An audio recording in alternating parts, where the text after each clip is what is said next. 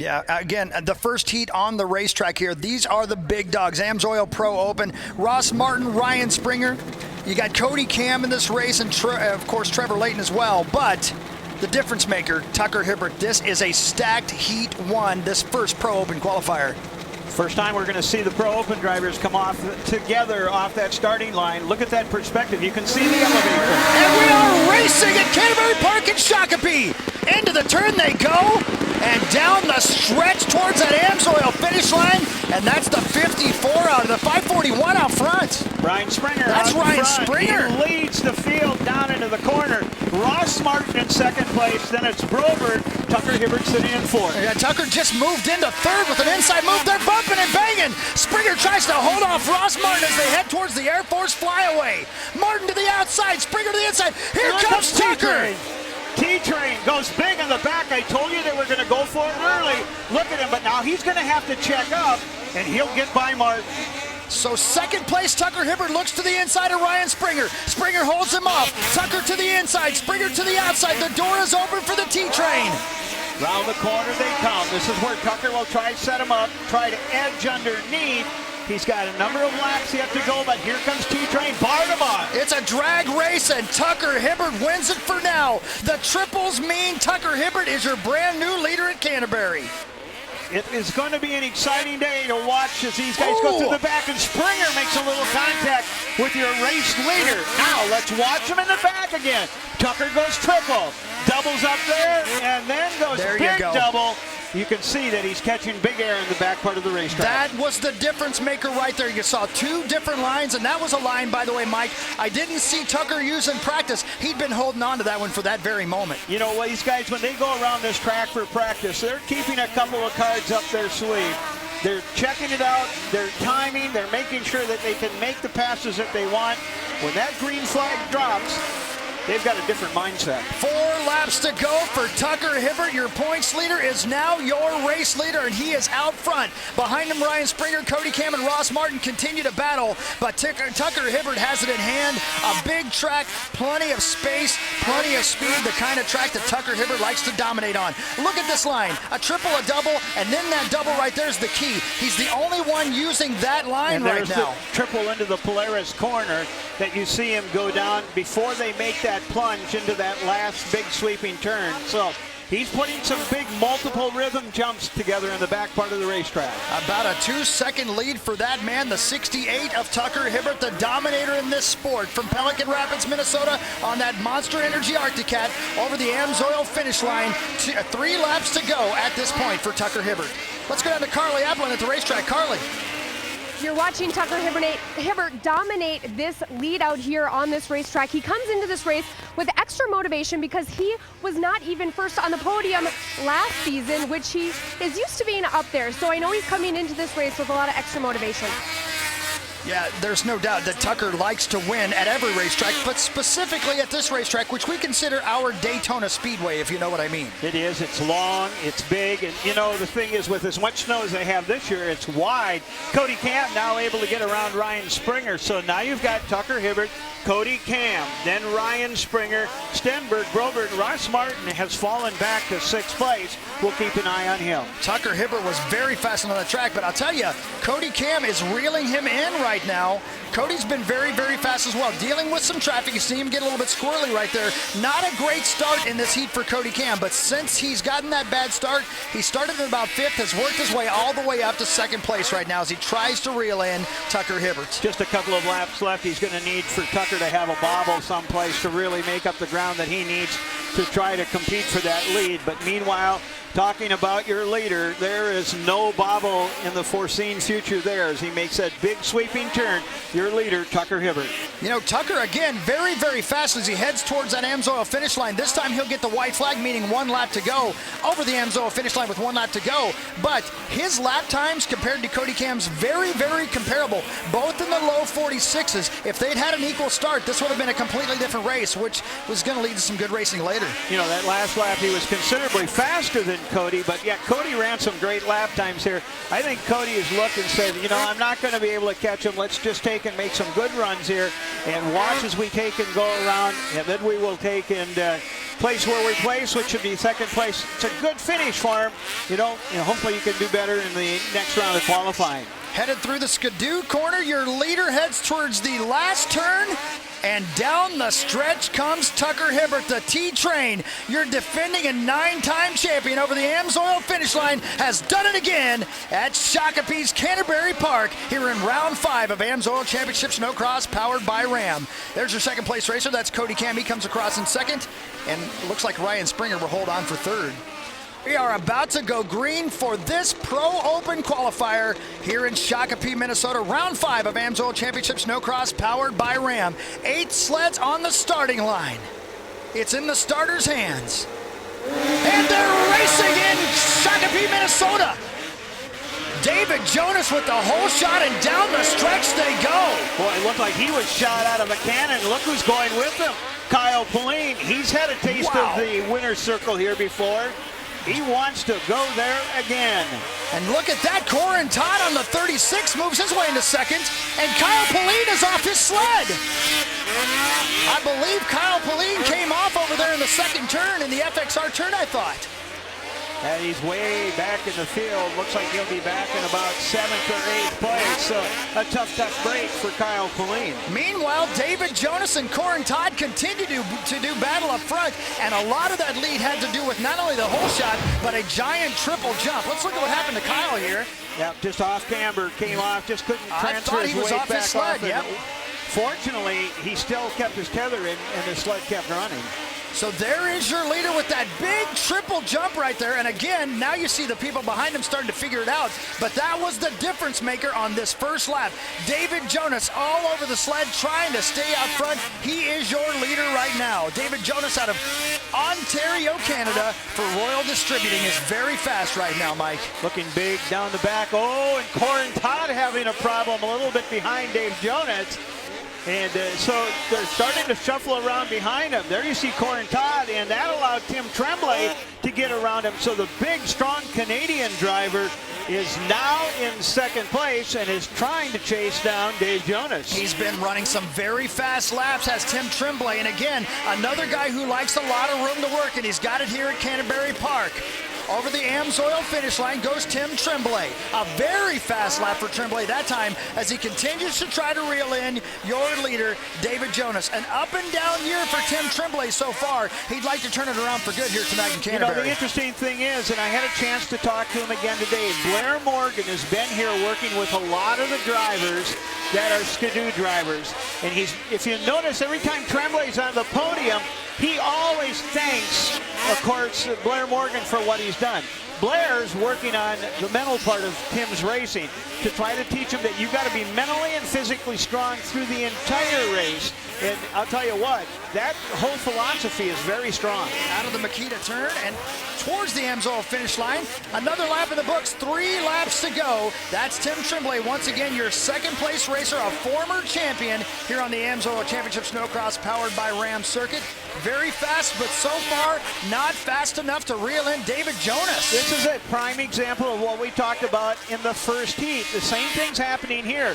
Tremblay got held up. He was back in the field a little bit. You can't do that. You've got to stay with the leader. He's running almost identical lap times and just can't make up any ground on your leader, Dave Jonas. Carly Appland is right beside the racetrack to tell us what's going on. Carly?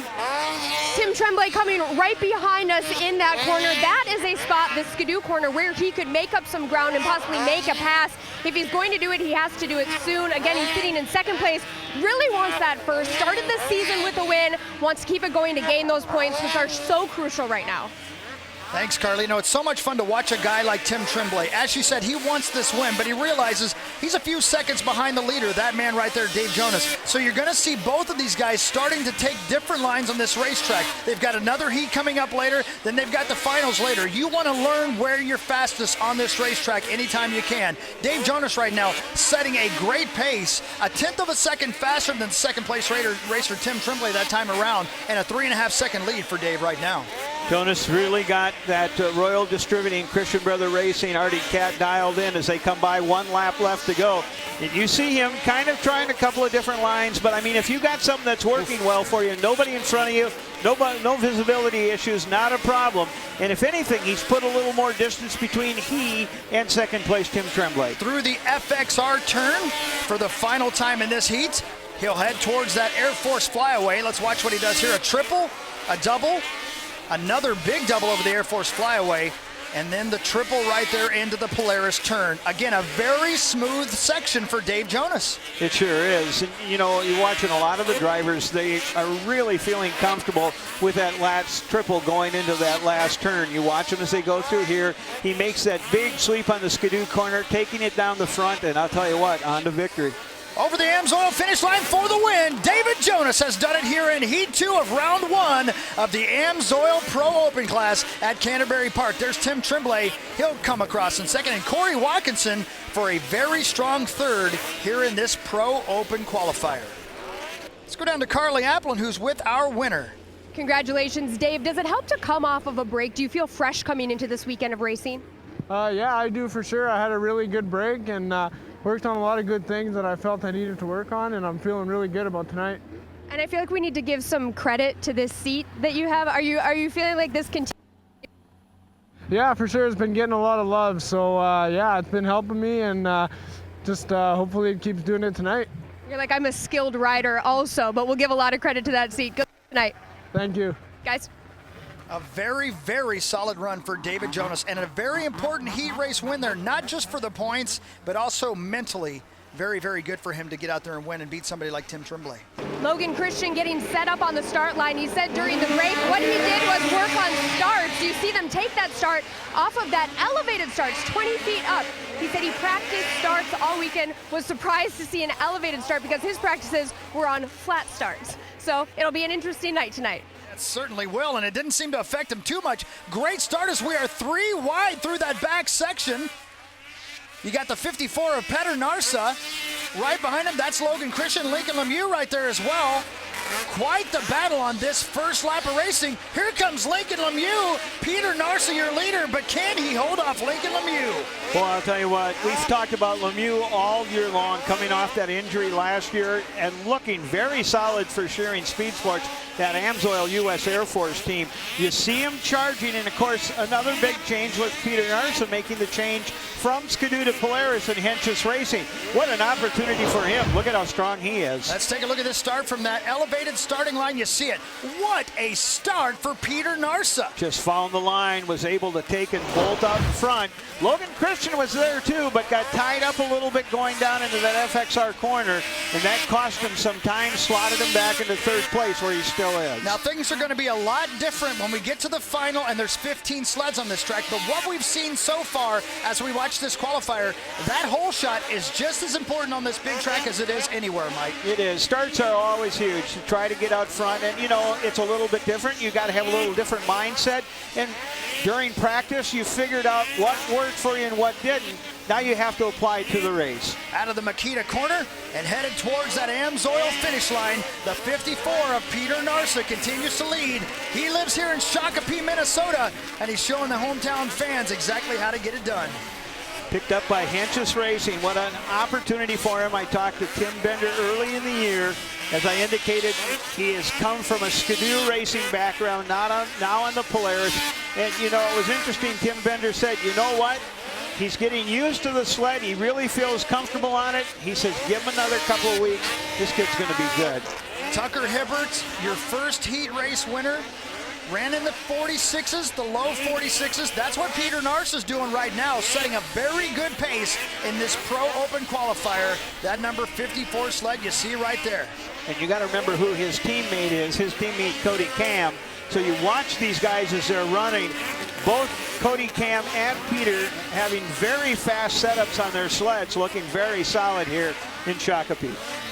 Great shot of your first and second place sled. You see Lincoln Lemieux with a hard checkup right there. Logan Christian in third on the right side of your screen as they head towards that back stretch now.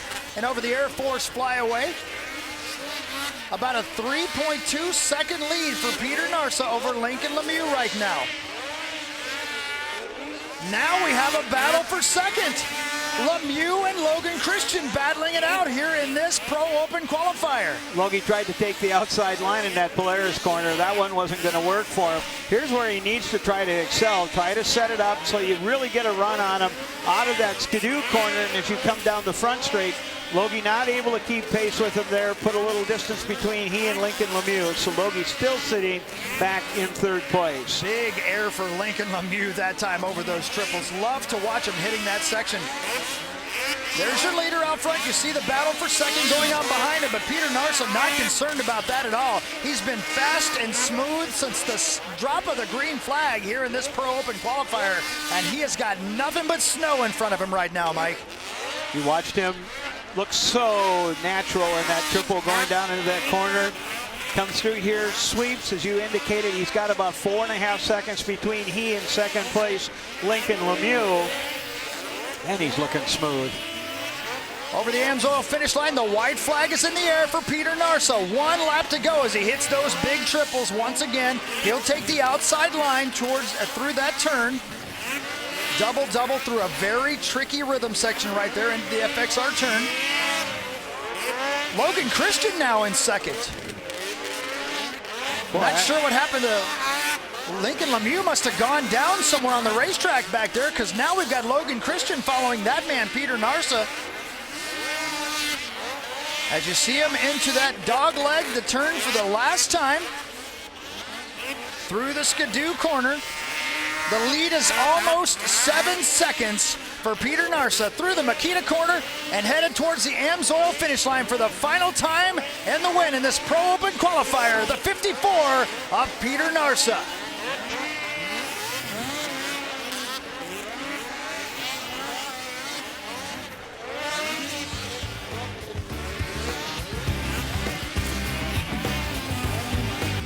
Now we're going to just continue racing as we move right into round 2 of the Pro Light Division. 8 sleds about to go green here in Heat 1 of round 2 of the Pro Light Division. On the elevated starting line, the light goes green and we go racing. Into turn 1 they go and down the stretch they come. That's the 14 of James Johnstead jumping out front. Boy, and he's starting right where he left off in earlier round. Whoa! My, Boy, oh my. Who got together with Johnstead? Landed on the side of his sled and took himself out. Johnstead continues on, but he goes off the racetrack right there. Problem with his sled, I wonder. Johnstead off the track. Let's see what happened here, Mike. Watch them as they come into the corner. There's Johnstead right behind him. That's Zach Patton. Zach lands right. Oh man, landed right on his on back. him. I wonder if that's not why the racer got off the racetrack. Kind of keeping an eye on him as to he's driving slowly back over to the pits, and we'll try to follow up on that. That tough break for Johnstead too, because Johnstead won his earlier heat in round 1 qualifying in Pro Light. So hopefully he's going to be all right to be able to get back into the LCQ and try to make the final. That leads us to a real battle for the lead, though. Montana Jess and Cole Coutu right now, your first and second place riders. The 765 Montana Jess and Cole Coutu right behind him in the 21. And now we've got Elias Eschel right there in third. Elias Eschel sitting in third place. And I made the comment earlier, he looks like he's driving a lot more patiently. He's not as erratic on the racetrack. He's looked very, very smooth here in earlier racing. Did you see that? He squared that turn off and almost made the inside move work. Let's see if he can be patient enough to wait on a line to open up, because that has not been his way. It's, again, checkers or wreckers normally for Elias. Oh, but right now, very just patient. about offloading. He sure was. Down the stretch they come towards the Amsoil finish line. Again, 3 laps to go for the leader, Montana Jess on the 765. Cole Coutu in second. Elias Eschel, big air, and he'll take over second in the air. Can he hang on to it? And now he goes for the lead. Inside move for Elias, and he cuts him off, but he can't make it move there. He could have been a lot more aggressive, but he waited for this moment over the Air Force flyaway to take the lead. And the interesting thing is Montana took that little kicker jump. Elias stayed on the outside line, which is further around, but you're able to keep on more power. Wow. And now Eschel able to move up into the lead. Look at that sled go. Elias Eschel, who had his coming out party at Duluth a little over a year ago, and all year long showed a lot of people the fastest way around the racetrack. This year, he's been up and down, but when he's up, he is way up. And right now, he is leading this first heat of round 2 of the Pro Light division. So it's Montana Jess in second, Cole Coutu in third, then Tyler Adams. Hawk, I want you to watch closely, though, Elias, and watch him. He just looks so much more patient on the racetrack. You see him come towards that Air Force flyaway. Interesting line for him right there. Double over that Air Force, after the Air Force flyaway, and then the big triple right there. Montana Jess not really letting him get away from him.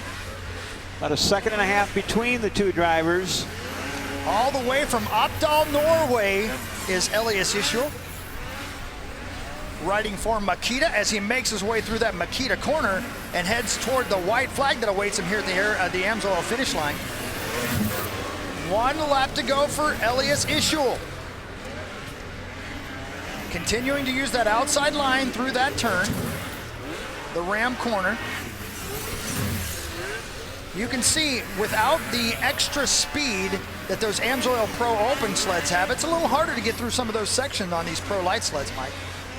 Yeah, they just don't have quite the power that you see with the Pro Open sleds, so that they're not able to make the big jumps as clean that. You know, and this is what's encouraging to see right now. James Johnston back on the racetrack. That's good. Hopefully it was a sled malfunction that he had trouble with there. Down a number of laps, but yet good to see him back on the track. Again, the Makita sled through the Makita corner for the final time and headed for those AMSOIL finish line checkered flags that await him. It's a win. He won round 2 of the Pro Light division. Goes to Elias Ischel. Montana Jess will hold on for second. Your third place rider across the stripe is Tyler Adams, just ahead of Cole Coutu. You know, and when you start talking about the points here in Pro Light, Montana just doing exactly what he needs to do. He had a pretty substantial points lead coming in here. He's just taking second, thirds. You know, he's only losing a point or so in the qualifying rounds. Going to get into the final. He's going to be on the front row. You know, and then you just need to make sure that you're consistent in your racing there. Look at that. You see Elias with the outside move to take second, and he's not going to stop there. No, now he tries. Watch the square off move. He comes back down underneath.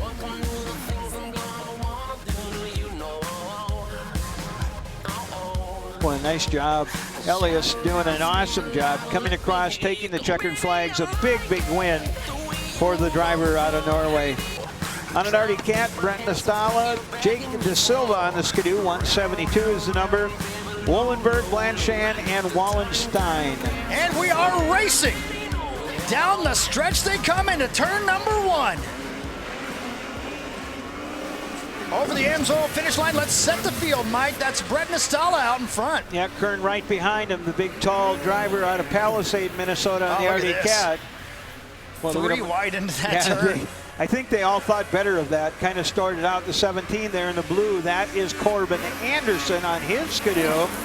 Boy, Corbin has picked it up a bit. Look at him sitting running in second place. Nice run for him. Yeah, what a run coming out of that corner, Mike. Everybody finding their own line on this first lap for the Pro Light division, trying to find the fastest way down that backstretch. But Corbin Anderson's going to have something for Brett Nastala in a minute, I believe. Your leader continues to be Nastala. Making his way through the Skidoo corner. And it looks like Wallenstein has worked his way through the field up to third place. Out of the Makita corner and down the stretch they come to put another one in the books over the AMSOIL finish line. Let's set the field. Brett Nastala, Corbin Anderson, Kevin Wallenstein, Travis Kern are your top 4. Jacob Blanchan right now sitting in 5th. The battle's about to start for second and third as well, as your leader continues to try to put some distance between himself and second place. There you see your leader as he takes and makes his way, transitions into the back part of the racetrack from the GoPro corner. And look at the battle for second and third. That blue jersey is the number 17 Skidoo of Corbin Anderson. He is on the inside of the track. And then Wallenstein trying to take and come back down underneath, just wasn't close enough to make the move work. I'll tell you what, he got so excited about making a move, he almost lost his sled there. Nastala again is your leader. all the way from Edgerton, Wisconsin right now, and leading here in Heat 2, Round 2 of the Pro Light Division. As he crosses the AMSOIL stripe right there, 3 to go in this heat. And behind him, the battle continues to rage for second. In a moment, we might have a new second place racer, and I think we do. I think we do. Wallenstein got around him right off the finish line. So great shot of 1, 2, 3, and 4 as you see the distance between Nastala and now Wallenstein. And Anderson looks like he may be losing a little ground to the 201 of Travis Kern. Kern now going to challenge for third here. Wow, Wallenstein was very fast through that section of the racetrack as well. As he starts to try to reel in Nastala. Wallenstein out of Cadillac, Michigan for BRP and CNA Pro, and also Fox Racing. There's 1 and 2 through the Makita corner. Headed towards that AMSOIL finish line. Nastala continues to lead. 2 laps to go. And I could be mistaken, but I do believe Wallenstein made up some spots or some area on that last lap. And now he really reels in the leaders. They head towards that FXR turn. Yeah, he made it up about a half a second. It was still 1.6 seconds at the finish line. But look at him charge here. He is definitely within striking distance of your leader, Brent Nastala. He's been very fast through this section of the racetrack right here. See if he can work his way a little closer to the leader. Through the rhythm and into that dog leg right there. This is where you want to be set up so you can just power on all the way around this thing. Try to use your speed in your sled to try to make up some distance. Wallenstein probably hoping that Nastala has no idea how close he is to him as the white flag is out. 1 lap to go, but this one is not over. Inside line this time for Nastala. Wallenstein's going to try the outside line, try to make up some room. Yeah, he took about another half a second off. He was a little bit faster that last lap, about 4 or 5 tenths of a second. But he's going to need Brent Nastala to have a little bit of a bobble if he hopes to catch him in challenge. Towards the Air Force flyaway one last time. A half a lap to go for Brent Nastala. And I don't believe Wallenstein's got enough race left to catch the leader. Nope, you're running out of real estate and running out of time here. Down into the corner, big sweeping turn. Nastala knows what he's got to do. He's just got to have a clean exit here and make it down the main straight, and he's going to take this heat win. Headed towards the AMSOIL finish line for Rock River Marina. His name is Brent Nastala, and he wins Heat 2, Round 2 of the Pro Light #1 class. Second place going to go to Kevin Wallenstein, then Corbin Anderson. Travis Kern will end up in 4th place. Jacob Blanchard in 5th, Luke Wallenberg, and then Jake De Silva. That's the way they end up here in Heat number 2, Round 1, Pro Light qualifying. The Pertec Snow Cross National presented by Jimmy Johns. And we are racing. Looked like Jake Angove got a good start right there on the 177 Polaris. And of course, the sled out of Judnick Motorsports, racing for AMSOIL, Exalted, Jack Link's Beef Jerky. Oh my gosh, he didn't hold it for long. No, it sure didn't. That's the 221 of Daniel Benham. Benham out in front. But we are not done either. Look at the battle for second. Man, that's some good tight racing down in that corner. And ladies and gentlemen, this is just a heat race. Wait to get 15 of these Pro Light sleds out on the racetrack. I don't think Angove like that. Look at that. He's trying to make up some ground and get back up in front. Man, contact right there in that section of the racetrack. Angove, whoa, we got a couple of sleds off. Yeah, let's see here. Down in the Polaris corner. 25, that's Kyle Rao. Those sleds appear to be attached. It's going to take them a while. Let's see what happened in that corner, Mike, as you continue to watch your leader. Yeah, a little bit of bumping and banging there, and then, oh my goodness. Rao came in pretty hot. Oh my. He forgot where that left hand does. Yeah, I think you're right. He tried to use the other sled as a berm, and it didn't work out for either of them. Out of the FXR corner, though, your leader continues to be Daniel Benham. Second place, Jake Angove has lost some space to him right there behind him as you see him head over that Air Force flyaway. Doubles right there, and then the big triples for these Pro Light guys. Very fast way into that Polaris corner right there. You watch Daniel Benham on his Arctic Cat. We talked about Kyle Rao in the incident. You know who he got together with? Who's that? Maximine Type there. Oh, really? Your leader out of beautiful Deer River, Minnesota for Arctic Cat and Benham Electric and Speedworks over the AMSOIL finish line. 3 laps to go in this, the final heat of Pro Lite's second round. Talked earlier to some of the folks that are here to cheer him on. He's got about 40 people here, 40 family members cheering him on here this weekend. While you were looking away from the screen for a second there, Mike, he checked up hard, and I believe Benham, our leader, might have hit his head on his handlebars, and he had to shake it off for a second there, and that might just have been enough to get Angover a shot to reach up and come around him here. As you see, the 177 making a move, but I think Benham some hard contact with the helmet to the handlebars there. That'll knock you around a little bit, won't it? Yes, it will. Boy, I tell you what, you know, sometimes when you land hard and you take it, come forward, you know, hitting the handlebars is something that you can do. These sleds have their handlebars up a little bit higher because of their upright standing riding style, so that is definitely something that can happen on the racetrack. But he continues to be your leader through that ram turn in the rhythm section right here. We had the trouble on the last lap. Now, this is one part of the racetrack that I talked about that Carl may just let it go. You noticed how that's gotten rutted out? So it's made racing in that corner kind of interesting because, you know, you've got to slow down. There's some big whoops that you got to work your way through there. You got to pick your line to get out in a hurry. What a great racetrack we have here tonight for the Pertec Snowcross National presented by Jimmy Johns. I talked to my friends at Pertec before the race. They're just so pleased with everything going on here tonight and the conditions of this racetrack, and a perfect evening for the Pertec Snowcross National presented by Jimmy Johns. Out of the Makita corner. Oh no! Second place off his sled. That was Angove, and he came off his sled through that straightaway right there, Mike. Yes, he did. Got the tether back in, is back underway. That's going to shake him up. That's going to move Jordan Krause up to second. Michael George to third, and it looks like Brady Love has even gotten around Jake Angove. So Angove now back in fifth. That's not going to help him at all. I look seriously that he will make it without going through the LCQ. Here comes Jordan Krause, though, as we are on the white flag lap, a half a lap to go, and he is reeling in Daniel Benham. Into that Polaris corner and through this very tricky rhythm section through the dogleg right there, but this race is not over yet. Boy, Michael George staying right with, of course, the sled of Jordan Krause, too. Into the Makita corner for the final time and headed towards that AMSOIL finish line to win this Heat 3 of Round 2 of Pro Lite. Daniel Benham will hold on for the win. Jordan Krause will come across in second, and Michael George does run third in this heat race. You know what? 19 women here competing this weekend. That's exciting, you know, to see such a strong field of women here in the Pro-Am women's class. And so we get ready with the first set, ready to go. It's in the starter's hands. Oh, somebody jumped. And you cannot do that here because you'll end up at the bottom of the hill.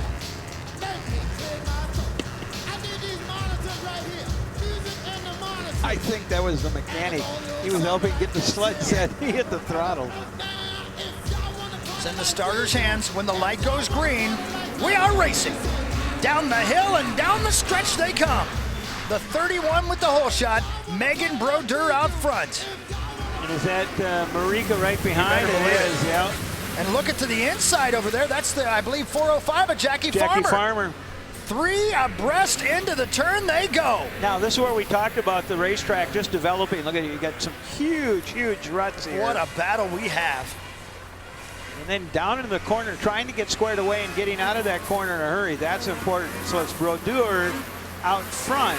Jackie Farmer currently right now in second, and Marika Renheim in third, but Marika now moves into second on that Jimmy Johns sled.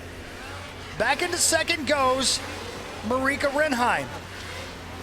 She'll try to reel in the leader and your points leader in this class, by the way, Megan Brodeur. Through the dog leg, 6-lap heat race.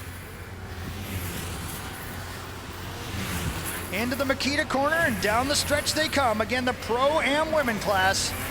And we'll set the field for you. Well, here comes Marika. Over the AMSOIL finish line. Big air And she takes the lead in the air, does Marika Rinheim on that Jimmy John sled.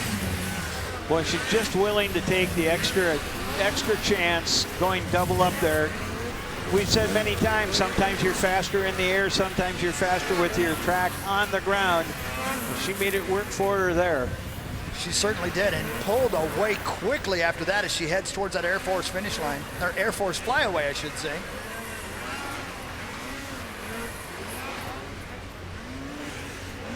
Where she's been quite a bit in this Pro-Am women class. Up front. Up front and running away from them.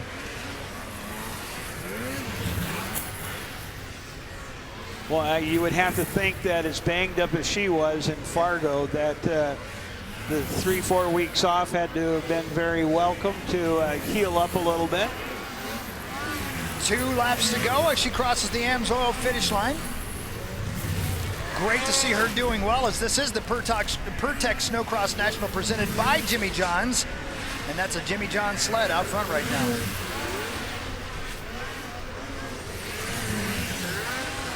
Through the whoop section, takes a look over her shoulder to see just how close Megan Brodeur is. The lead is 3.2 seconds for Megan Brodeur, or for Marika Rinheim on Megan Brodeur.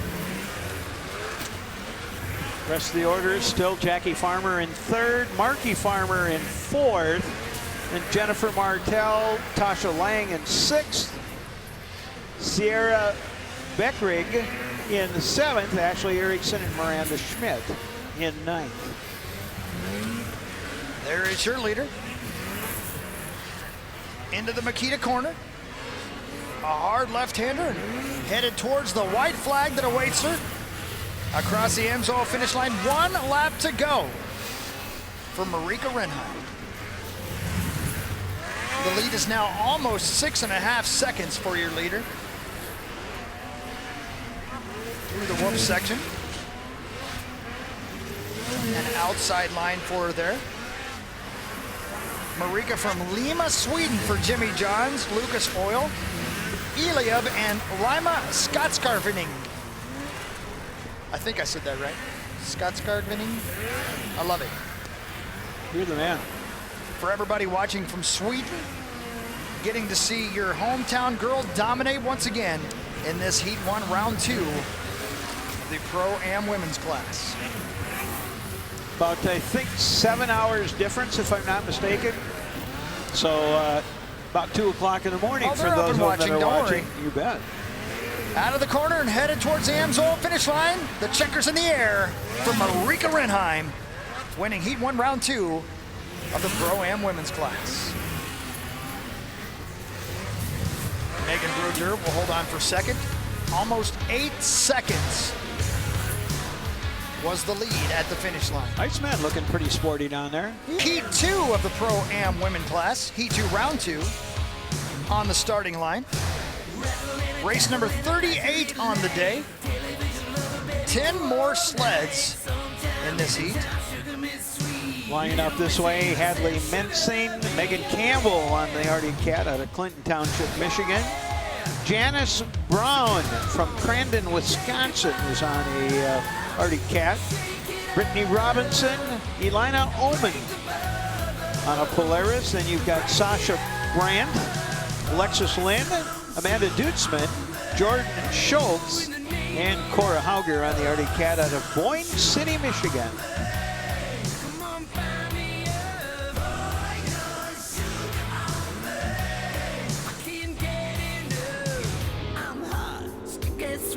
Nice foot stomp there. I like that. You think they'll do this in karaoke tonight too? I will. You'll do anything in karaoke. That's true, I will. What do you want to hear? I can guarantee you this, that when this body gets to be about 0.08, 0.1.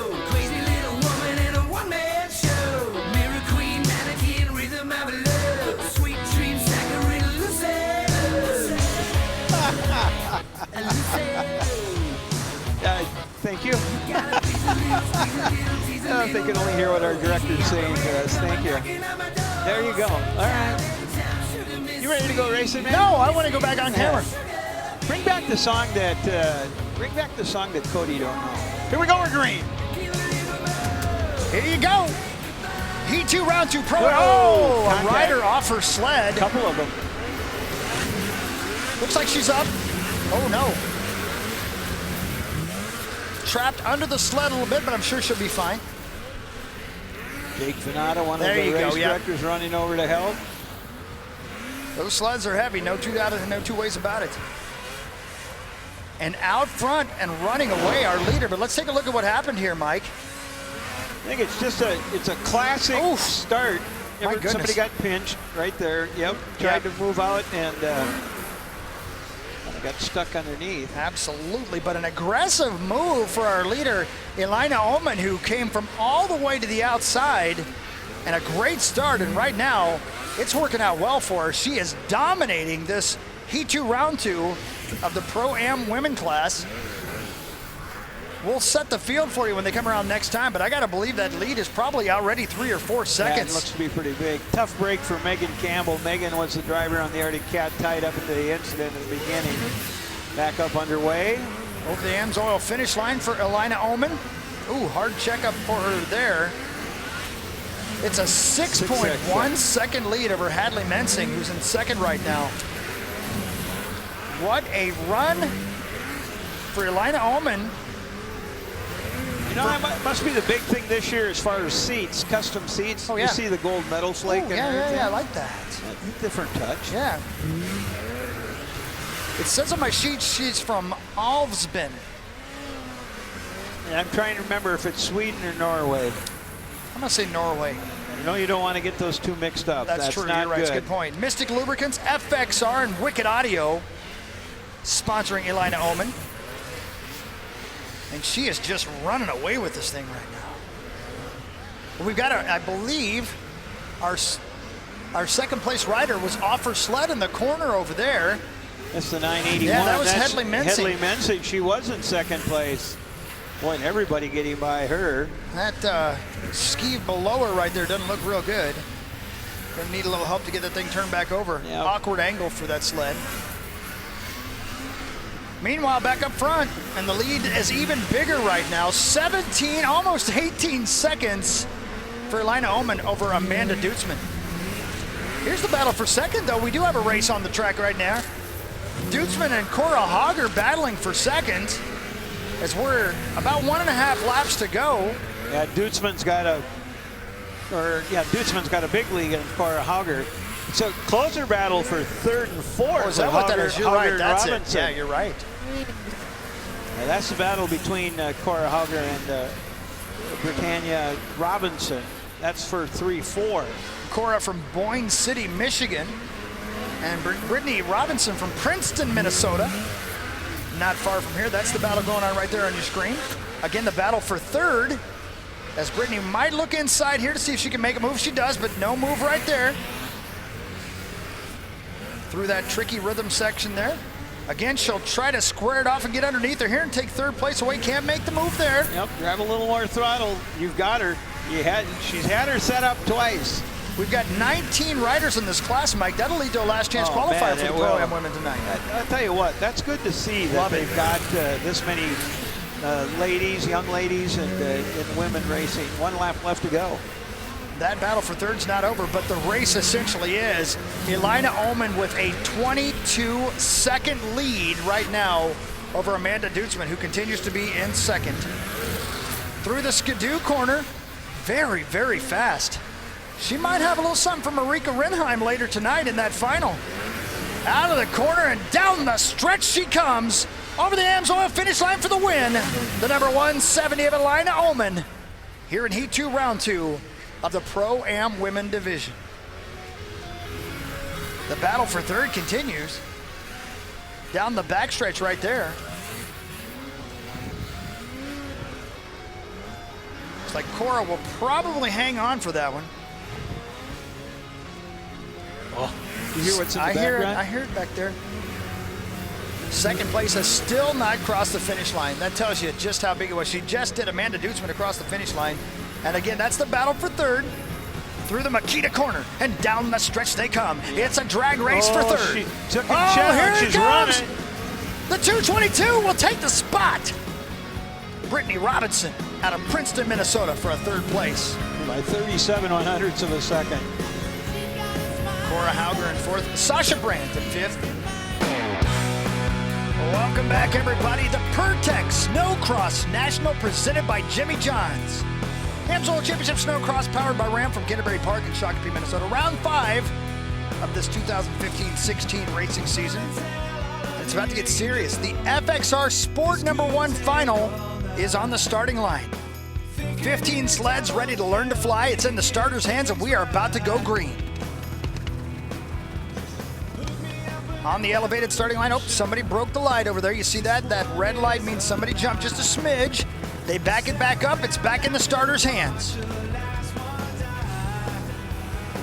On the elevated starting line, and they are racing in Shakopee. Into turn 1 and down the stretch, 15 sleds. Jacob Urich, your #1 qualifier, didn't get the whole shot though. So we watch him go 217. around Jay Laura. That's right. Inside comes the 747. Eddie Neubauer trying to take the lead as they head into the FXR turn. Going right behind them, Dirk Roper and He got Dylan him. Jensen just kind of watching what's going on, trying to position themselves. Yeah, we do have a new leader, though. The 747, Eddie Neubauer, got around Lura as they head towards that Air Force flyaway, and we have a new leader, but it's not over.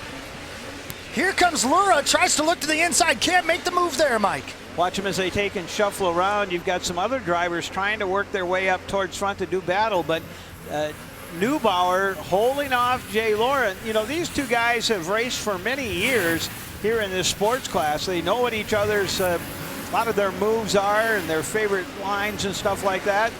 But Neubauer looking very strong right now. Over the AMSOIL finish line, 6 laps to go in this FXR Sport #1 final. And that man is your leader out of Union Grove, Wisconsin. For American Metalcraft Industries and Arctic Cat, your leader is Eddie Neubauer.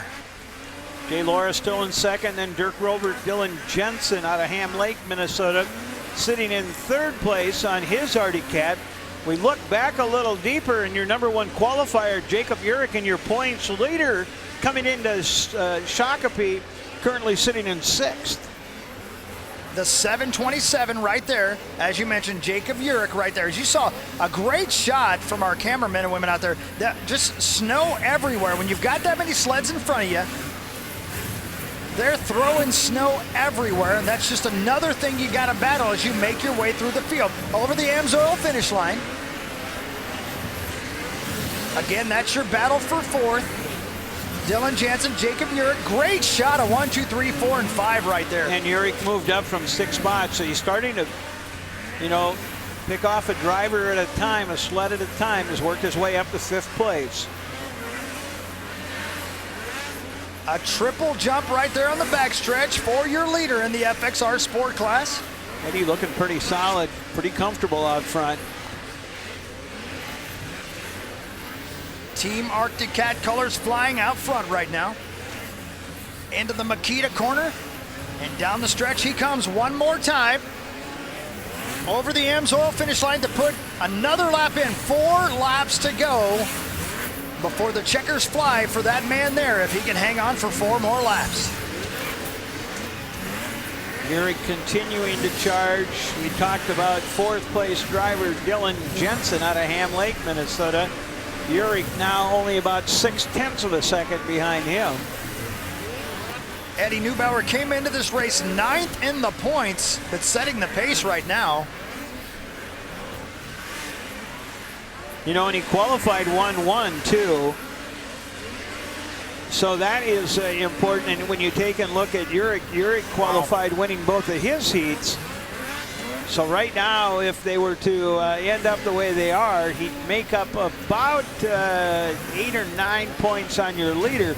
That's what you got to look for when you're coming into these events. You know, qualify well, hope that the points leader doesn't qualify quite as well, or at all for that fact. And here we go, the 727, that is Urich. Urich making a run at that Arctic Cat on the inside. Ooh, looks to the inside here. Boy, Dylan needed to close the door there, just didn't quite get it done.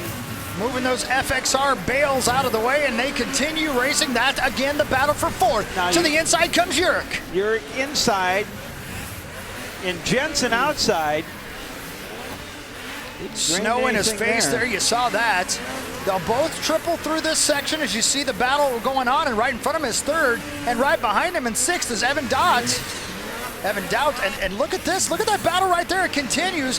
Yurik trying everything he can to get around Dylan. Jensen just can't find a way to make it move. When he tried to pull the trigger there, and I think he made a good decision in checking up, otherwise he may have gotten his ski in the tunnel of the 272 Dylan Jensen.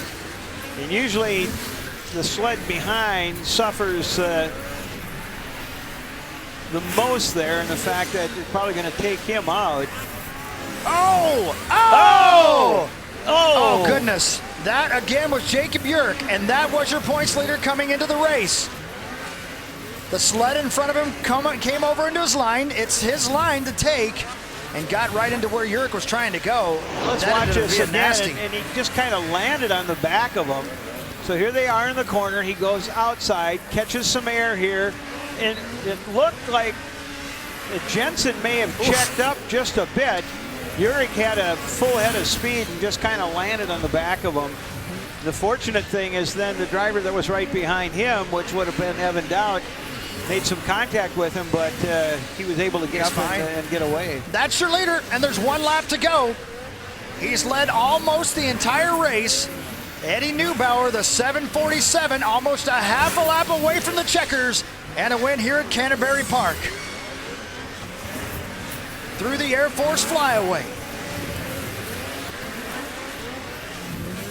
Into the Polaris corner for the final time. Boy, Yurik in 11th too. These guys that were up doing battle, trying to make up some points on him. Remember what we said, you'll always have a bad race or two? Yep. Well, this is one of those nights for, of course, the sled of Jacob Yurik. Out of the Makita corner, headed for the checkers over the Amsoil finish line, and the win.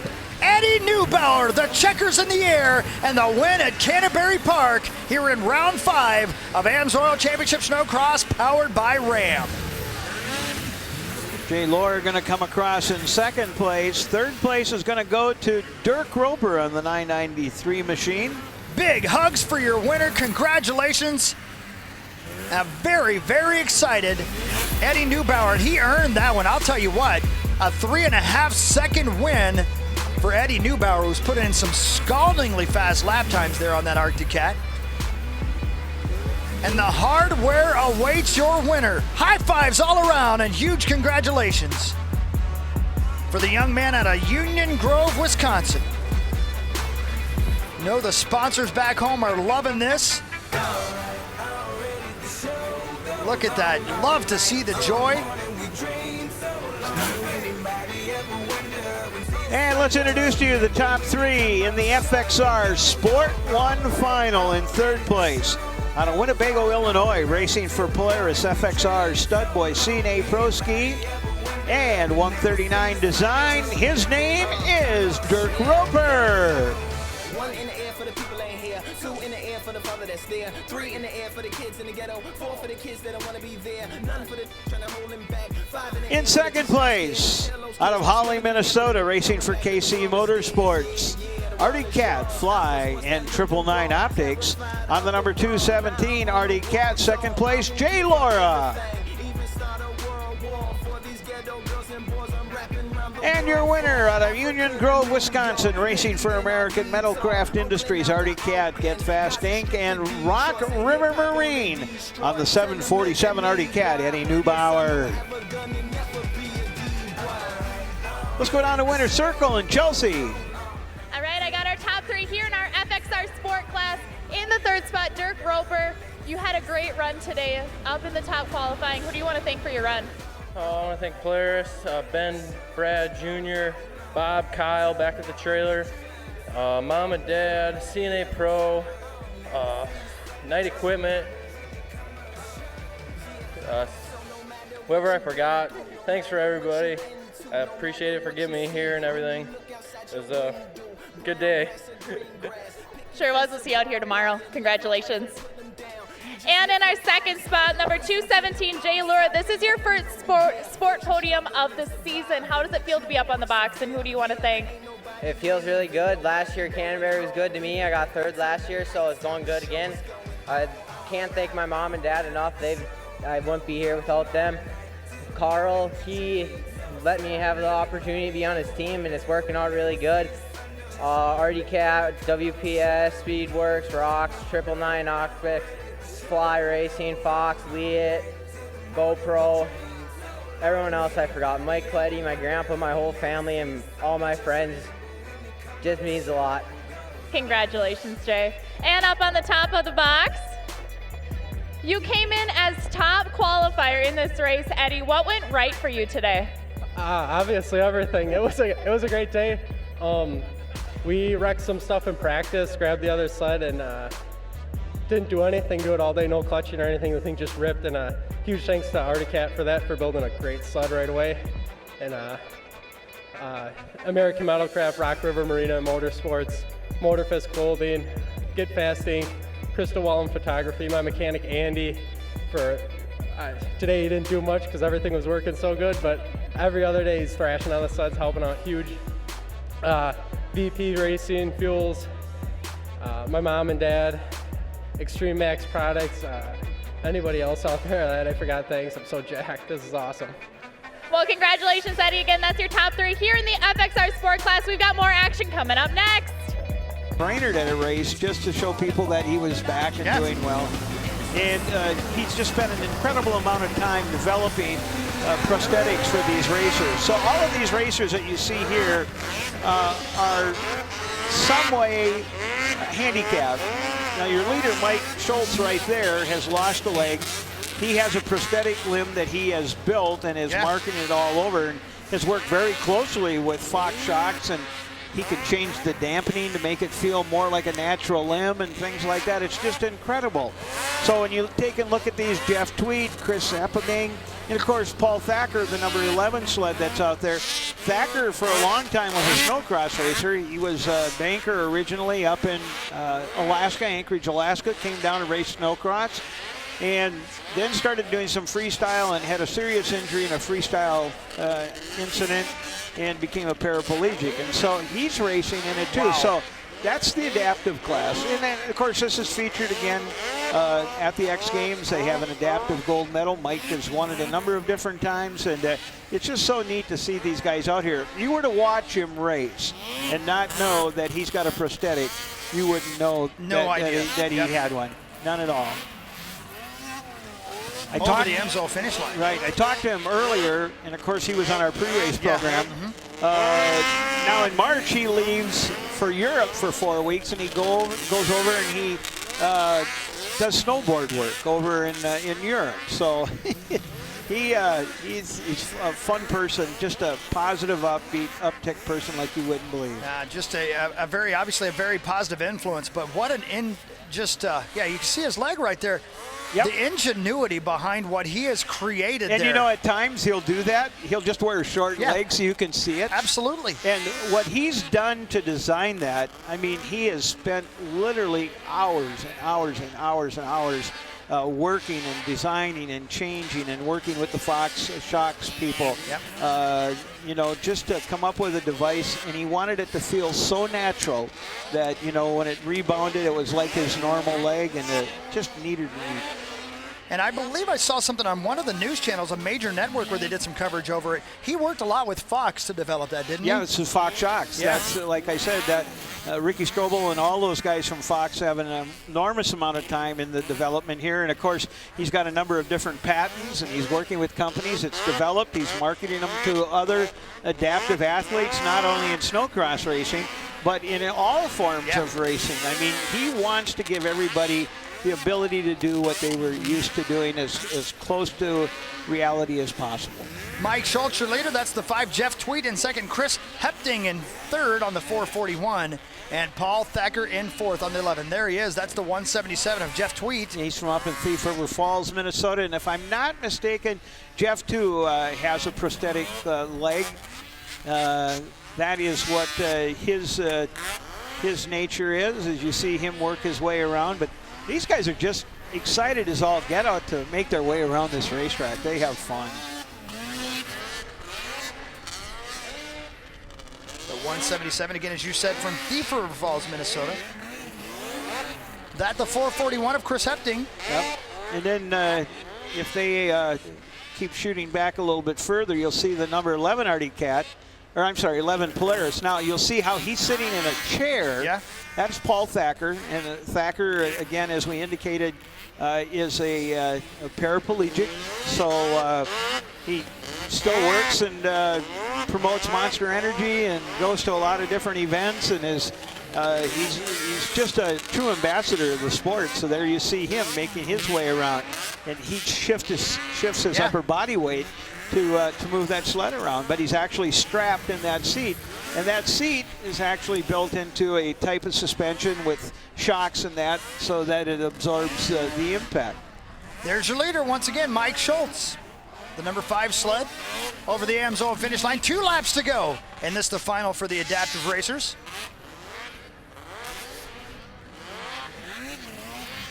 You see that Ram truck there as he goes through the Ram section of the track. I think I'm gonna buy myself a brand new Ram truck. Well, now you're going to I was down. I think I'm going to buy another. I'm going to buy a new one. My 2013. I love it, but I need that 8-speed. I think it's time. And I might need to buy me a sled. Look at that sled with those 5 stickers on it. Oof. Man, is he fast through that section as well? He is. See him coming up on the 11 of Paul Thacker. By the way, Thacker's still from Anchorage, Alaska. Yes, he is. He spends a lot of time down here in the lower 48, and like I said, does a lot of stuff as far as promotions with Monster Energy, and of course with snowmobiling. Does a lot of work with a lot of the freestyle riders that do freestyle and that. 1 lap to go for your leader, though. Mike Schultz in the number 5 got the white flag across the Amsoil finish line that time around. See him coming up now on Chris Hepting. Right in front of him there.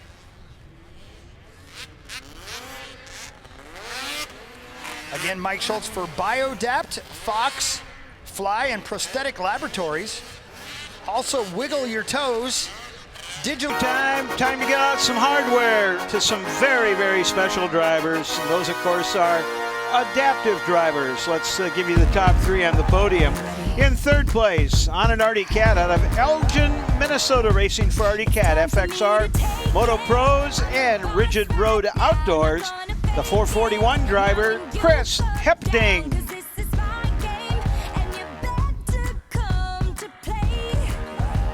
In 2nd place, out of Thief River Falls, Minnesota, racing for Artie Cat, Arctic-Wear C-Tech 2 synthetic oil, and the 177 Artie Cat, Jeff Tweed.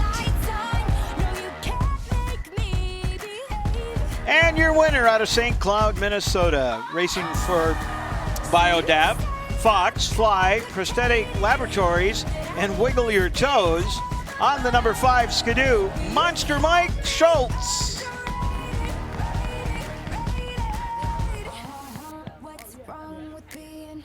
Let's go down to Chelsea.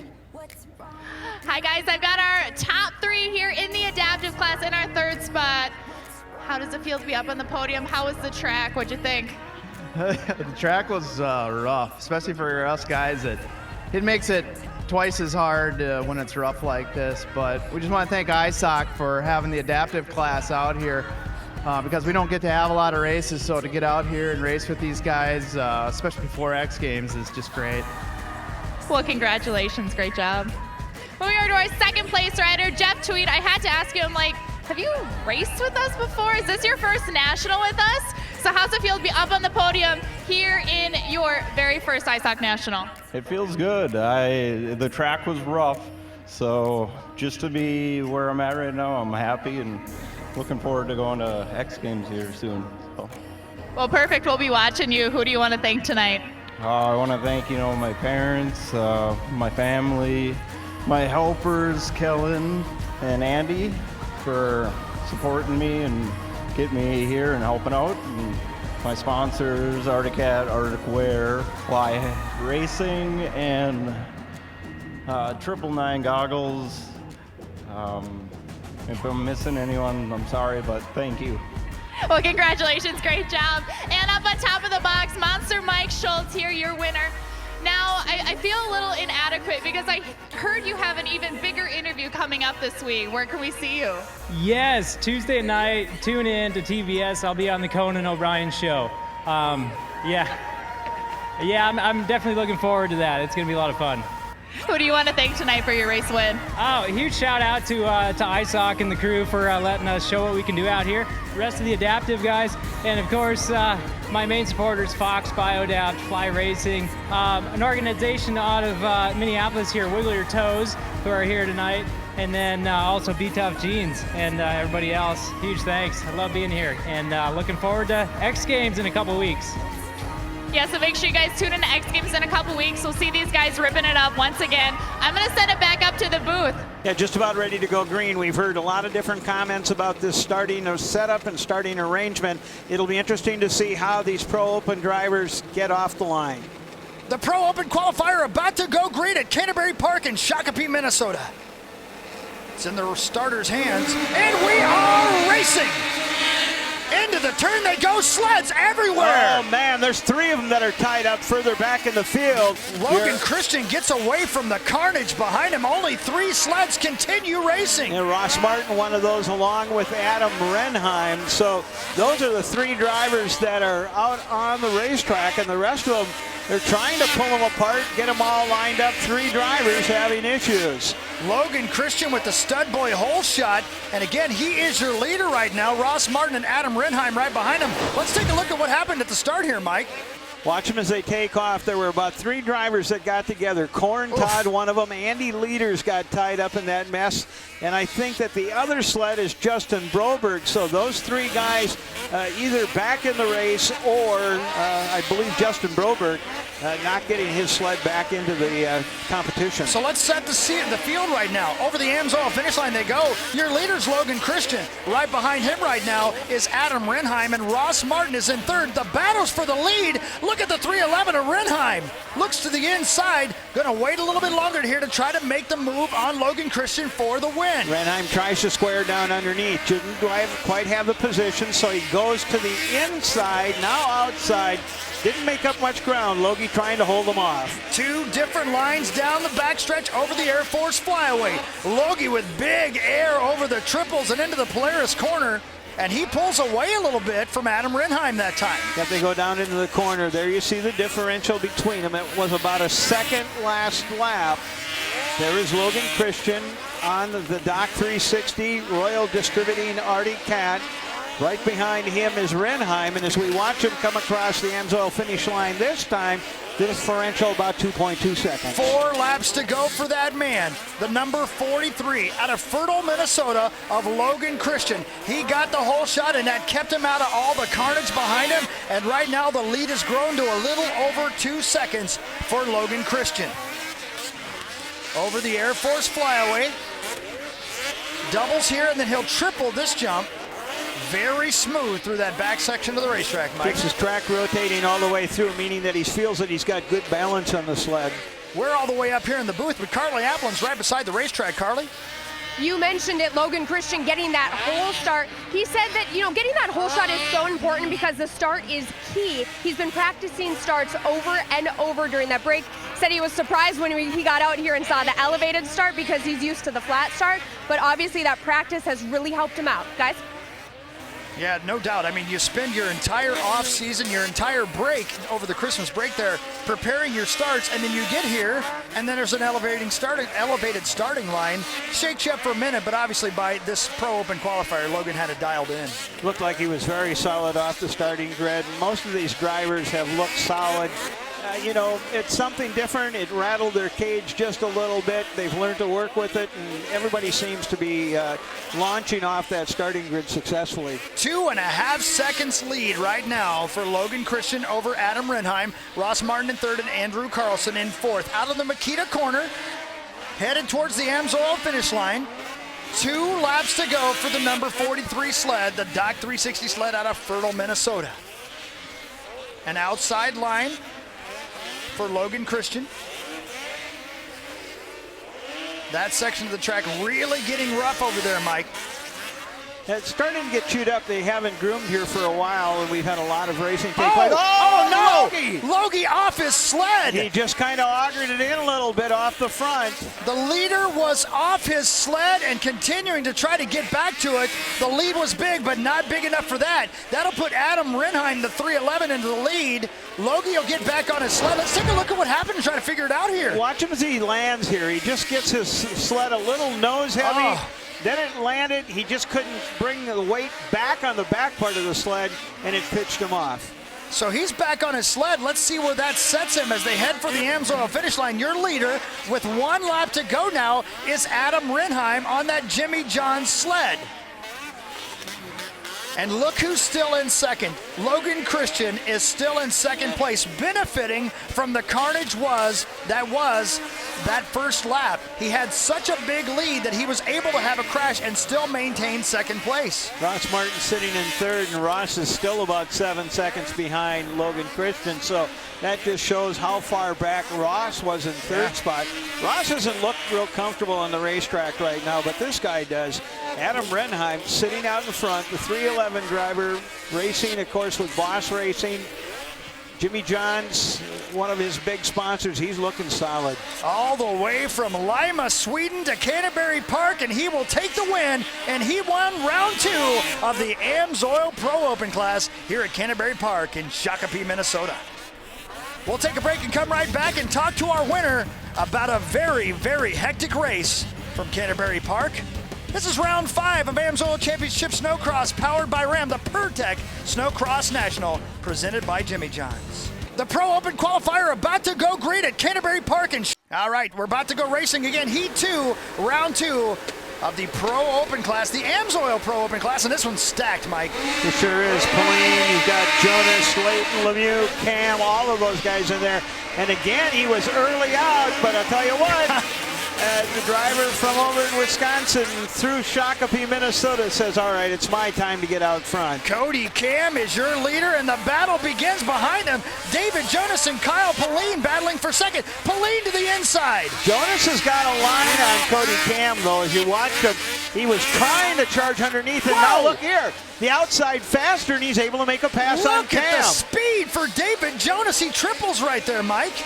Now it'll be interesting to see how they go into the corner here. Cam, he was a little aggressive. You got to watch that, and that's exactly what happened with Jay Laura in one of the earlier heats in one of the classes. You know, just came in, and now, as you can see, Jonas out front.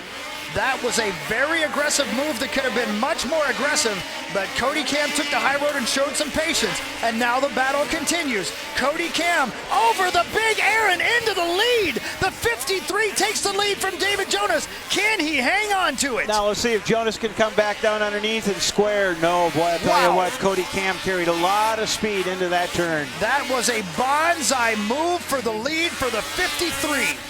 Cody Cam, a hard checkup there over the Air Force flyaway. Let's take a look at this pass, Mike. Watch him as they come in. As he's on the inside, he goes just huge down into that ram corner. Carried all kinds of speed, was able to go to the outside, had the line covered the whole way, made the pass on Dave Jonas. And now the lead continues to grow for the 53. Cody Cam headed towards the AMSOIL finish line. He'll go over that tabletop. 4 laps to go for Cody Cam. Cody for Polaris and PurTech and AMSOIL, and of course FXR as well, into the FXR corner. Second place in his first heat. If he can hang on for the win here, gonna be interesting to see where that will put him on the starting line for our final coming up a little bit later tonight. And he is running away right now. David Jonas, a little more than 2 seconds behind the leader after Cody was able to get around him. And Jonas looked pretty solid early on. Take a look a little deeper in the field, Pauline. Then you've got Leighton and Lemieux sitting back there in 5th, but this guy just checking out right now. Just about a 2-second lead on the field. There you see Dave Jonas. Over the AMSOIL finish line again. Now 3 laps to go for Cody Cam out of Kenosha, Wisconsin. Wearing that brand new FXR gear. You almost got to think that one may have been specially designed for Shakopee here. It looks like it might have been. Now, this is a battle going on between Trevor Layton and Lincoln Lemieux for fourth. Layton, of course. Oh, and Layton getting a little aggressive. Gets back inside him. Something banging around on the back of that sled. That's his snow flap that he's dragging with him. Trevor takes back the spot, but here comes Lincoln Lemieux again. Watch Lemieux come into the corner here. The 3 is Trevor Layton. The 13 is Lincoln Lemieux. Trevor very easy, or rather Lincoln very easily could have pushed the issue there. And he takes it back after a bobble from Trevor. But here comes Layton again, looks to the inside. Lincoln just outside, able to carry more speed through the corner. Trevor's going to have to slot back. The AMSOIL sled takes the spot over the AMSOIL finish line. 2 laps to go, as that now securely 4th place for Lincoln Lemieux. You can see 1, 2, 3, 4, and 5 on your screen right there as Cody Cam continues to lead. David Jonas in second. Kyle Pauline doing his best to try to reel in a second spot. You see good speed right there, a checkup over the Air Force flyaway, then doubles, and then triples right there. Kyle Pauline, Senior Smiley, who again got his first win ever here last year, hasn't had the best of nights, Mike. He sure hasn't. You know, he struggled early on, came off his sled in first round qualifying. Now sitting there in 3rd place, trying to make up some ground on Dave Jonas. About 3 seconds behind him, so he's about 7, 8 seconds out of the lead. Just Cody Cam with 1 lap to go, Mike. Trying to hold on. Yeah, Cam looking good here. Cody had some pretty decent lap times. He's come off the pace just a bit now. He knows he's out in front. Trying some different lines probably, right? He is. He ran a 48.9 earlier on. Now he's running about 50.5 or 51-second lap times. Just, you know, knows he's out in front, experimenting a little bit, looking for that checkered flag and see how he ends up here in the final. Through the Skidoo corner and into the Makita final corner for the final time. The 53, once again out of Kenosha, Wisconsin, over the finish line with the checkers in the air for Cody Cam here in Heat 2, Round 2 of the AMSOIL Pro Open class. David Jonas comes across in 2nd. Kyle Pauline will come across in 3rd, and Lincoln Lemieux got back around Trevor Layton, and he'll run 4th. Trevor Layton will come across in 5th. There he is, the T-Train, that Monster Energy Arctic Cat for Ram Trucks, the red number plate. He is your points leader, and he is ready to go racing. It's in the starter's hands here at Canterbury Park. 8 sleds ready to go racing for the final heat of Pro Open. And we are racing! Boy, Narsa had another great hole shot. He sure did. Look at him and T-Train out front early on. Oh, Tucker out of a cannon, but Peter not letting him get away. Peter's got the preferred line here. Watch him as he's going to go through. He'll try to skip outside just a bit. He's got Tucker covered. Narsa to the inside, and here comes that's the 215 Stenberg. Stenberg into Tucker Hibbert a little bit, and the battle's now for 2nd as Peter Narsa tries to run away and hide. Ooh, and Tucker having a little problem there.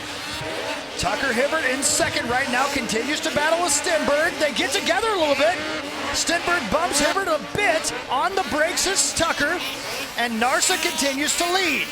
Boy, look at Tucker just rocket around that part of the racetrack.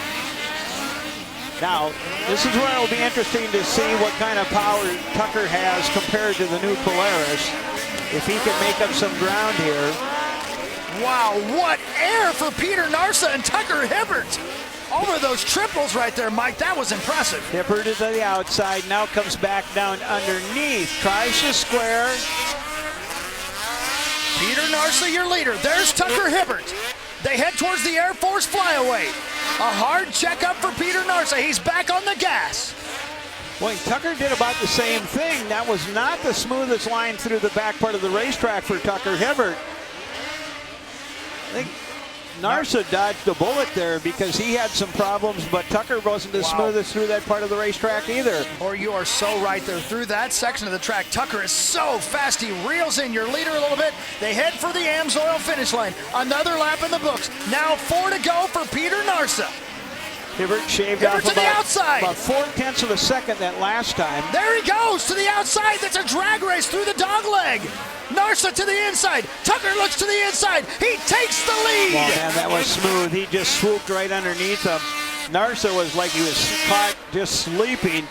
Tucker was able to scoop underneath, made the pass, then took the line. Narsa was left with nothing.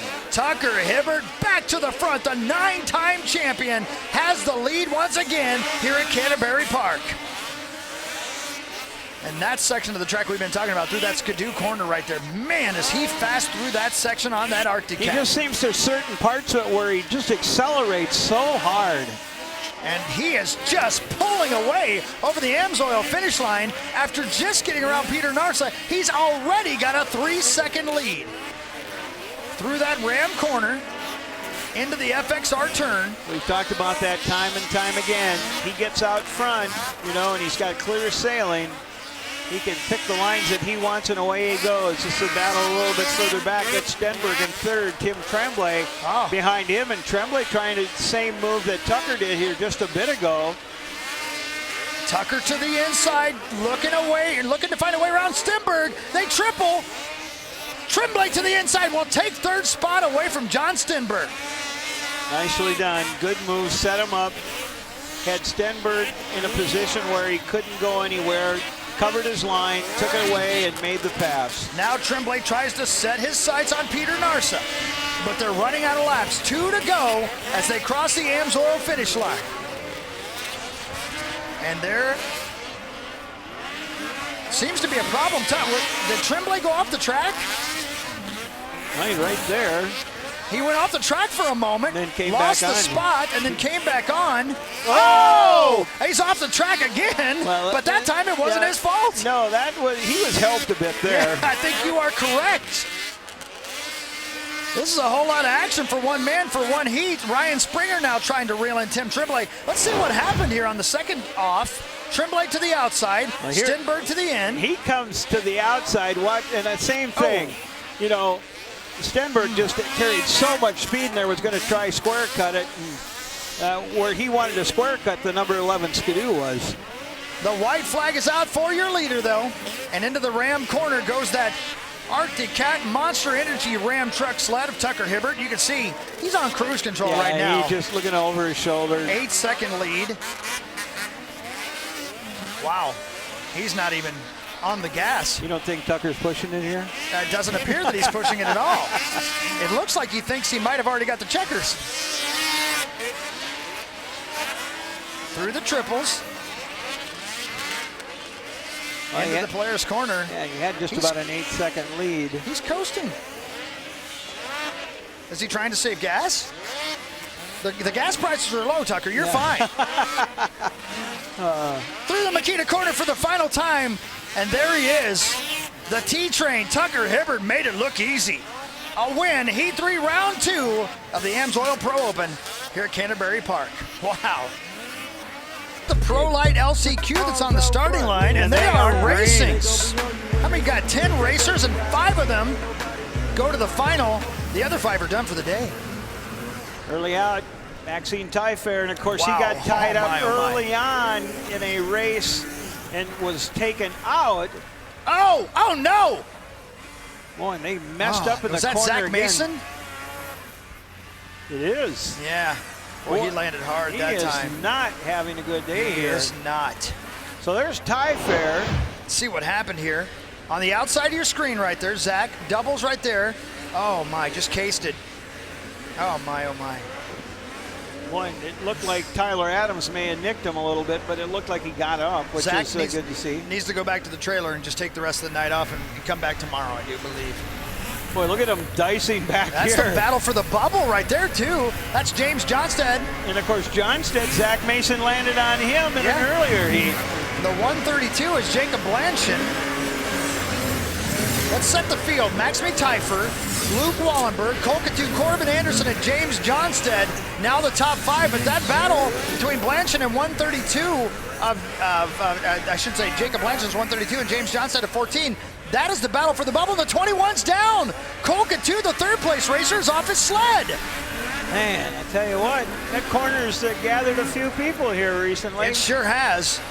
So I'll have to set the field again for you in a moment, but Maxime Teifer continues to be your leader. Wallenberg in second. That would move probably Corbin Anderson up to third, then Johnstedt and Blanchard. Yeah, that's the battle for the bubble. Oh, and there's some more contact. A driver down in the corner over in the Polaris corner. Well, it all comes down to this. Either you're in or you're done, and the racers know what's on the line, and they're racing like that. As they come towards the AMSOIL finish line, I'll set the field for you. Teifer, Anderson, James Johnstedt, Luke Wallenberg, and Jacob Blanchard are your 1 through 5, with Tyler Adams, the man on the outside, looking in. Tyler's on the 705. He goes around 132 of Jacob Blanchard and takes that transfer spot away. Again, that battle is for in or done right there. And now Tyler Adams is the man in, but here comes Jacob Blanchard. The two green sleds right there, the guys battling for the last spot. 705, that is Adams, and there's still a driver down in the corner, so they can't pass there. That's Kyle Rao, I think. They just haven't been able to get his sled out of the corner, so that's in a bad place there too, boy. You're either high or you're high. You got to go low. You see a lot of our staff down there trying to get it out. They're counting down laps, working the final circuit here. Yeah, here comes the white flag, and the man in the front of your screen right there, that's the 705 of Tyler Adams, and he's the man on the bubble. Yeah, Adams now in, Blanchard out. So Maxime, Teifer, Adam, Anderson, Johnstedt, Wallenberg, and Adams are in. My oh my, it's not over, because there's Blanchard once again breathing down Tyler Adams' neck. They'll head for the Air Force Flyaway on the outside. Here comes Blanchard. Can he make a move towards the Air Force Flyaway? The two green sleds battle for the spot. Less than half a lap to go in the LCQ. Yellow part of the racetrack. Checked up. They're clear through there. Your winner crosses the finish line. Maxime Teifer will take the win. He's in. That's your battle for the bubble once again on your screen, and it looks like Tyler is going to pull away with this. He sure does. All he's got to do is square away and make it down that front stretch. And he will do that. Over the AMSOIL finish line, the 705 completes the field for the Pro Lite final. It's Teifer, it's Anderson, James Johnstedt, Luke Wallenberg, and Tyler Adams into the final, which will come up a little bit later for the Pro Lite division. 15 sleds on the starting line. The front row with 10, the back row with 5 of Pro-Am women. I'm excited for this because you've always got Megan Brodeur and Amanda Duesman, Jackie Farmer, Jennifer Martell. Now you got Alina Oman that's in there exactly. too. So I mean, the thing, yeah. You've got a number of drivers that could win this thing. Thing is not to let whoever gets out front, not let them run away. That's the huge thing. Well, we've seen that tonight, even with the elevated starting line, the start means a whole lot. You try to get out front and go away and hide. Again, for those of you just tuning in, and for those of you who are unfamiliar with the AMSOIL Championship Snowcross, that elevated starting line you're looking at right there is not something these racers are used to. In fact, they were not prepared for it when they showed up at the race tonight, which makes me like it even more.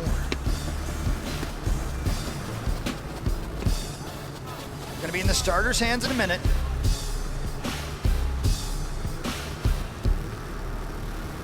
You see the racers looking to their right, looking at the starter. That light will go green and we will go racing. And we do go racing! They're throwing snow at Canterbury Park. Oh, easy now. Oh my, oh my. We've seen some people starting to get pinched in there. I think that's Megan Brodeur out early on. Marika Renheim. Or is it Marika Renheim? Yeah, Marika yes. with a big hole shot. That was the stud boy. Let's call it the stud girl hole shot. And she's out front already. Oman right behind her. Then it's Brodeur. Brodeur, yeah. The battle's for second right now. You said the one thing they couldn't do was let Marika Renheim run away and hide, and that's what she's doing already. That's exactly what they can't let her do. I mean, you've got to stay, you've got to run lap times with her and then hope that she has a little bit of a bobble here or there to try to make up a couple of 2-3 tenths of a second. There's the first and second place racers in the Pro-Am Women Final. This is for the trophies. Oman on a Polaris, Renheim, of course, on her Arctic Cat. That's the Boss Racing Skidoo, rather, sponsored by Jimmy John's, Lucas Oil, along with all the other great sponsors out of Boss Racing. Gary Coral, of course, owner of that team out of Winnipeg, Manitoba. So they got all kinds of snow up there. Marika just carries so much more speed than everybody else in this class through those technical sections. She's so smooth on that 311 sled. Hey, you take a look at the timing already. She's got about a 2.5 second lead over the rest of the field, and we're only a couple of laps into this event, running 7-lap final here. Your leader right there. Again, Elina Oman continues to be your second place rider. And because I am a stickler for details, I looked it up. Our second place rider of Elina Oman is from Alvsben, Sweden. Sweden, that's right. Where it's currently -3 degrees. Celsius or Fahrenheit? Fahrenheit. Look at this battle for 5, 6, and 7. Oh my goodness. Look at this. It's a parking lot out here. I see the 45. Yeah, you've got maybe that's the 415. That's 415. Marky Farmer. Then you got Ashley Erickson, Cora Hauger, and Tasha Lang in that mix, trying to sort out 4 through 5, 5, 6, 7. By the way, it's currently 3:32 in the morning in Alvsben, Sweden. So thank you to everybody watching over there. And there's that 547, Amanda Dusman right there. She currently is in 5th. As they've spread out a little bit, but a moment ago, there were 4 of them together. And there's Renheim sitting on a 3-second lead over the rest of the field. So the Swedish are dominating the Pro-Am women's class right now at Canterbury Park in Shakopee, Minnesota. Take a look at where Lima, Sweden is. That is the home of our leader. There's the second place, Ullman on her Polaris. I'll tell you what, for being still a little bit banged up, Marika's sure looking strong. Must not be far. Their hometowns must not be far apart. It's also 2 degrees Fahrenheit in Lima, Sweden right now, where it is also 3:30 in the morning. So all of you back home watching her dominate, not much longer, then you can go to bed. Well, they got to watch the guys. That's a great point, Marika's too. brother's coming up here in a Marika's little coming bit. up pretty quick, and he's been fast tonight as well. Adam, 1-1 heat. Down into that Polaris turn. Little elevation loss there as they go down into that kind of hole, work their way back up through a big sweeping turn, and then back down the main stretch.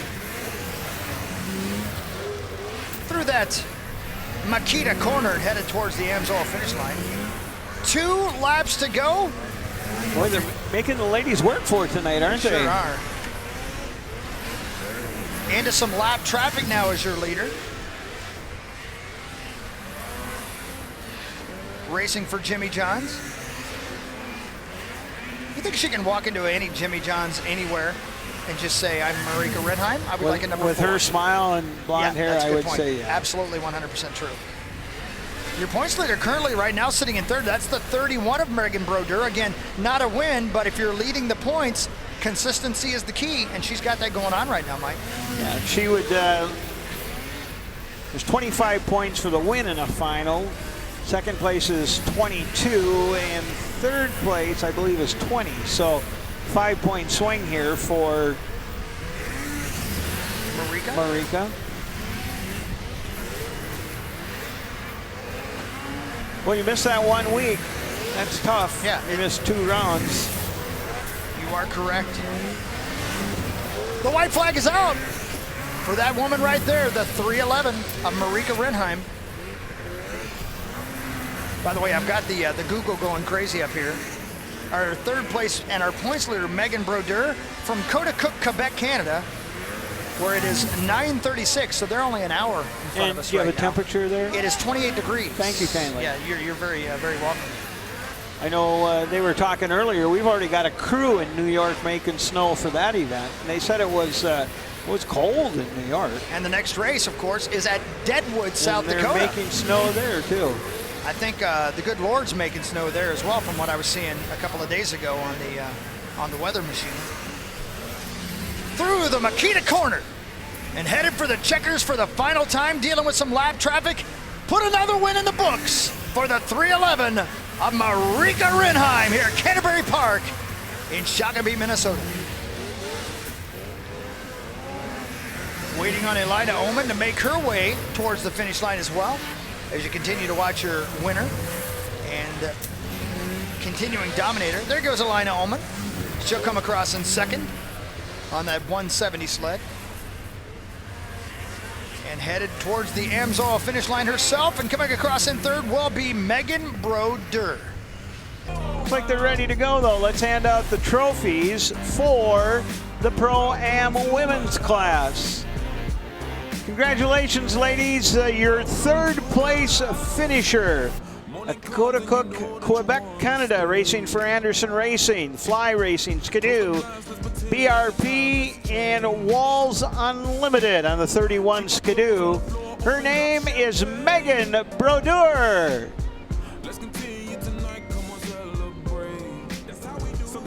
There she comes.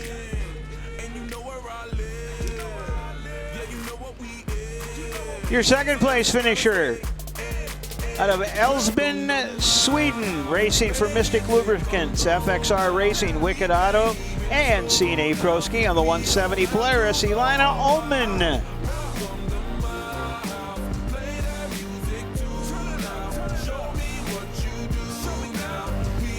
And your winner out of Lima, Sweden, racing for Jimmy John's, Lucas Oil, and of course Boss Racing on the 311 Skidoo, Marika Renheim.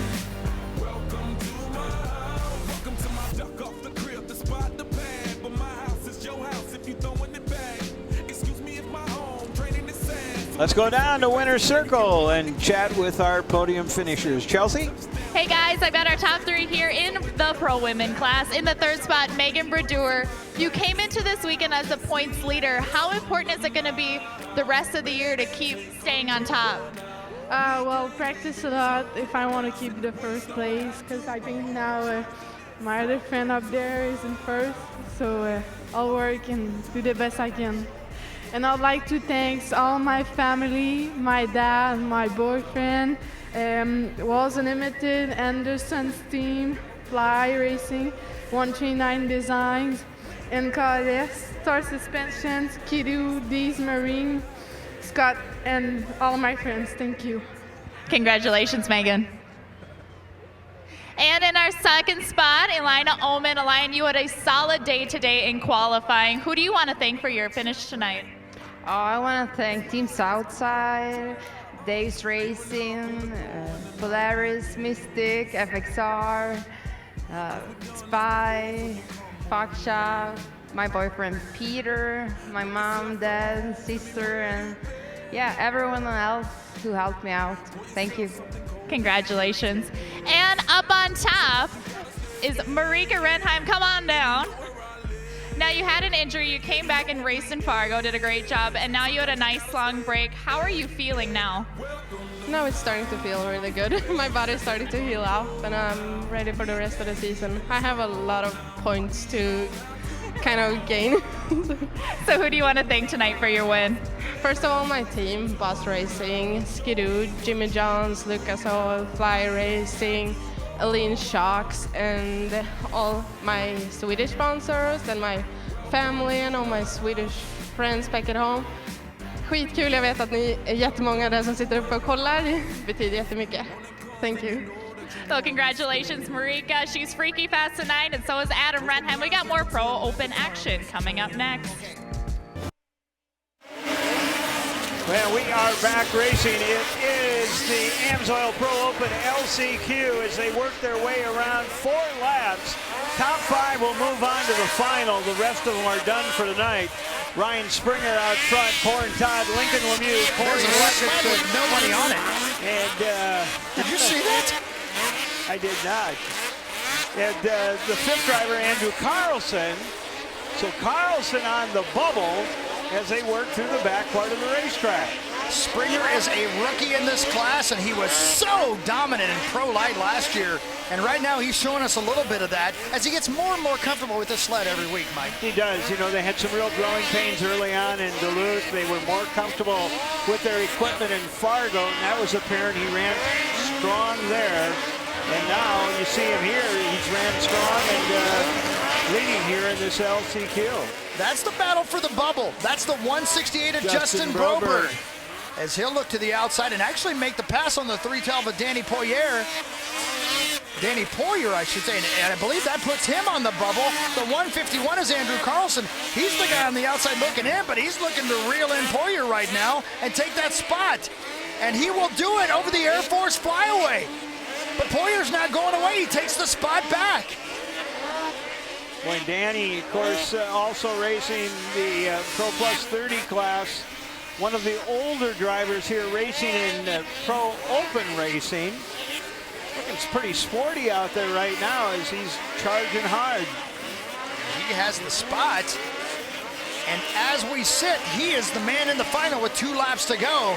But this race is not over. Springer, Lemieux, Todd, Broberg, and Poirier, your 5 guys in. Oh, hold on to it. Lincoln almost lost his sled in that section. We've said it 1,000 times. In the last chance qualifier, just finish top 5. You don't have to win. Stay on your sled. And Lincoln Lemieux almost lost it there. That's 151. That is Andrew Carlson. Andy Leader's behind him. Both those guys out as we speak. That's Poirier. They're in the 5th place, so he's in the transfer spot. Did they shuffle around? Carlson's ahead of them now. Oh, it looks like they may have. We'll set the scoring for you in a moment. So Carlson looks to be in and Poirier out. Okay, over the Amsoil finish line. Right now, it's Ryan Springer. It's Lincoln Lemieux. It's Corin Todd with 1 lap to go. Justin Broberg.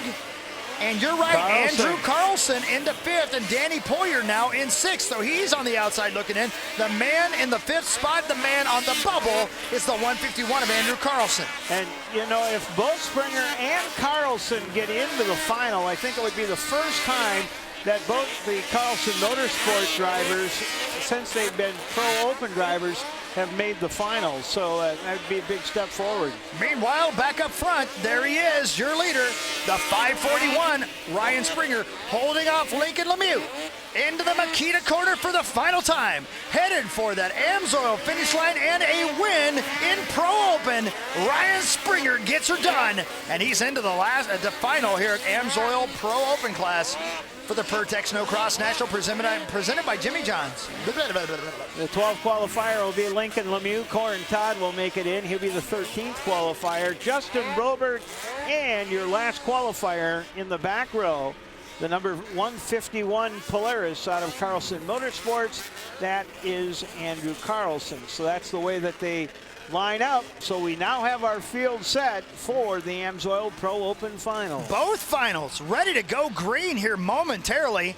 Pro Lite and Amsoil Pro Open. The finals, that's all we got left.